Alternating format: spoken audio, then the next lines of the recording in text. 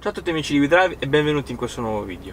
Ci troviamo all'interno della nuova Volkswagen Touareg.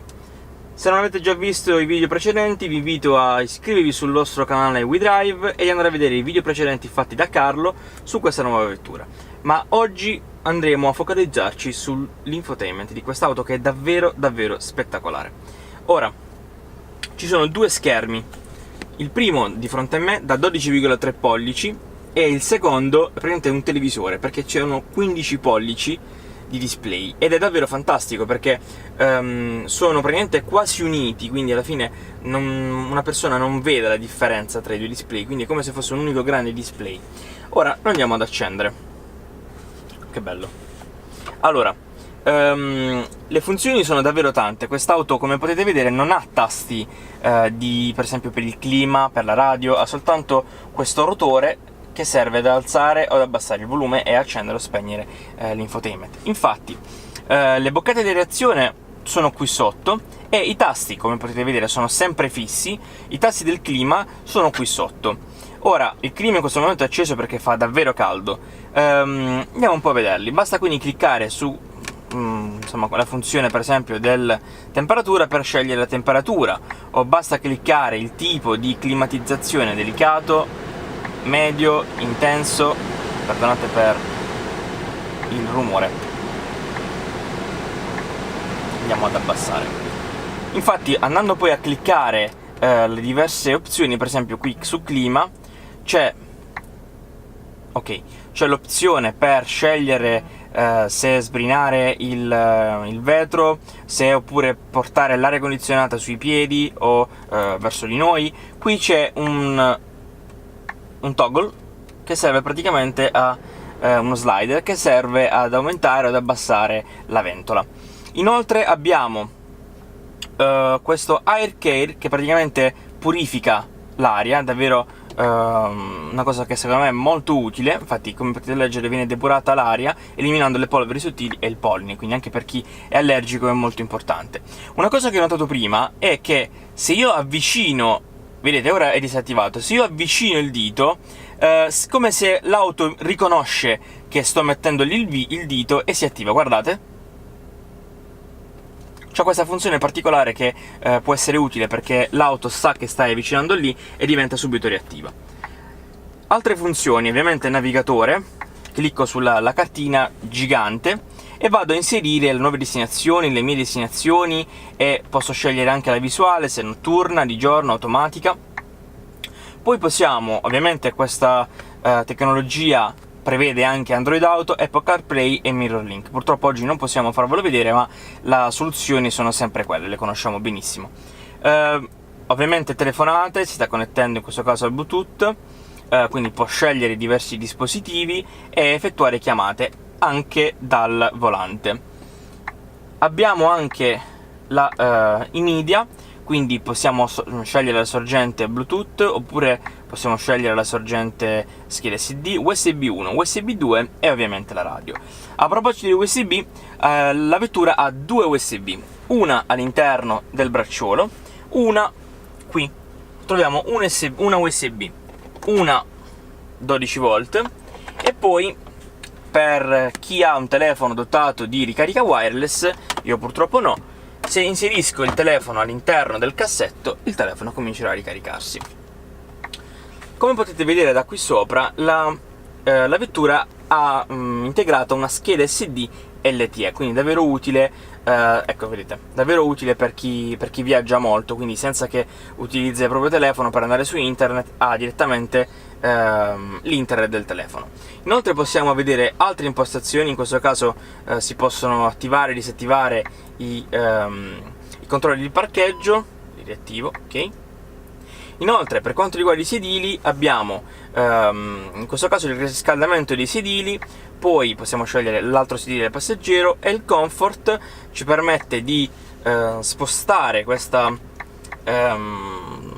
vedete, i fianchetti, oppure i fianchetti qui sul sedile, il profilo, quindi è davvero molto settabile, personalizzabile, insomma. Ora vediamo meglio il display davanti al guidatore e il volante. Il volante ha praticamente due sezioni, una in cui ci sono tutte le varie impostazioni della vettura, quindi vediamo le distanze dall'auto che ci precede, i settaggi del cruise control, insomma il lane assist, insomma tutte le varie regolazioni della vettura.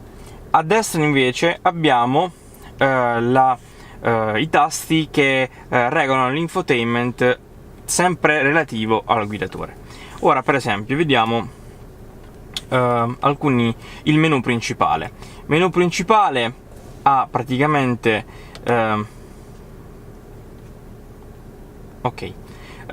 alcune voci, per esempio cartina, audio, telefono, stato veicolo, off-road, dati di marcia, assistenti e così via. Quindi se io clicco su cartina, come potete vedere, ho in primis i due cerchi in cui ci sono i contagiri e il tachimetro. Sotto ci sono anche le informazioni sulla temperatura dell'acqua, il trip, non so se si riesce a vedere, c'è la distanza della vettura che precede, poi c'è eventualmente la spia del lane assist, del cruise control, a destra della benzina, diciamo lo stato della benzina, poi su troviamo nord-ovest, qua la bussola, la lettura dei segnali e poi insomma la temperatura. Ora vedete a destra, quindi destra e sinistra, ci sono questi due schermi, diciamo, che con informazioni della vettura, mentre se noi premiamo su view si vanno ad annullare, quindi c'è il contachilometri, il tachimetro digitale, la bussola, questo è lo stato in questo momento della marcia, infatti se io metto in prima esce D1. Dicevo, quindi abbiamo tutto lo schermo con la mappa, ovviamente si può cambiare, quindi per esempio se io vado sul telefono si connette automaticamente al telefono, stato veicolo, quindi il veicolo è perfetto, quindi mi augura buon viaggio. Poi abbiamo l'off-road con le varie impostazioni di off-road, in questo caso troviamo, vedete, l'angolatura dello sterzo dell'auto.